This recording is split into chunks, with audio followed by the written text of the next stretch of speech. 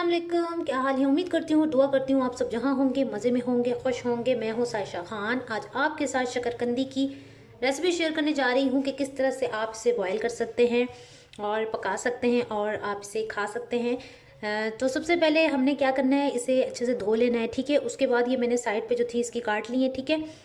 और फिर मैंने इसे स्टीम देनी है। अगर आप इसे बॉयल करेंगे तो इसके अंदर जो मिठास होती है वो सारी जो है वो ख़त्म हो जाती है। तो हमने इसे स्टीम देनी है। उसके लिए हमें सबसे पहले क्या करना है, सबसे पहले आपने कोई भी बर्तन लेना है जिसमें आप इसे स्टीम दे सकें, और आपने इस टाइप का या जो भी आपके पास है आप वो स्टैंड ले लें। और फिर आपने इसमें पानी डाल देना है, ठीक है। इतना मैं इसके अंदर पानी ऐड कर रही हूँ, यानी स्टैंड से जो है वो पानी नीचे होना चाहिए। और 1 टेबल स्पून इसमें मैं कुकिंग ऑयल ऐड कर दूँगी।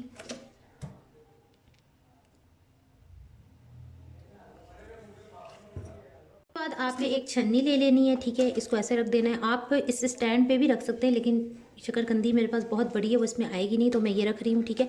इसमें आप यूँ रख दें, और जो मेरे पास बहुत बड़े पीसेस हैं उन्हें मैं 2 पीसेस में काट लूँगी।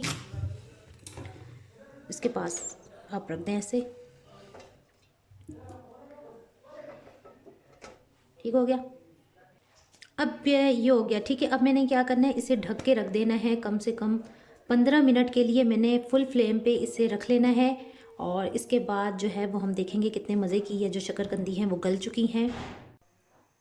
अब चेक कर लेते हैं कि ये पकी हैं या नहीं, तो देख लेते हैं। हम इसे चेक करेंगे, फुल कुक हो चुकी हैं। धुआं निकल रहा है इसमें से बड़ा ज़बरदस्त। और ये देखें, इस जब ठंडा हो जाएगा तो इससे हम इजीली ऐसे उतार देंगे।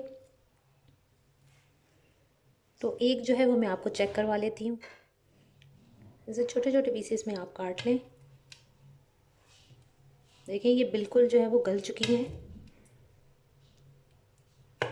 आप इसे प्रेशर कुकर में भी बॉयल कर सकते हैं, जैसा मेथड मैंने बताया है। प्रेशर कुकर में उसी तरह कर दें, और आपने उसमें से 7 से 8 मिनट के लिए आपने उसे जो है वो बॉयल कर लेना है।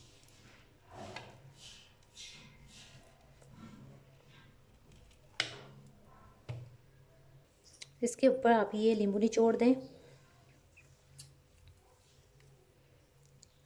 और ये मेरे पास चाट मसाला है। चाट मसाला जो है वो डब्बे वाला नहीं है, ये चाट मसाला मेरे पास खुला है।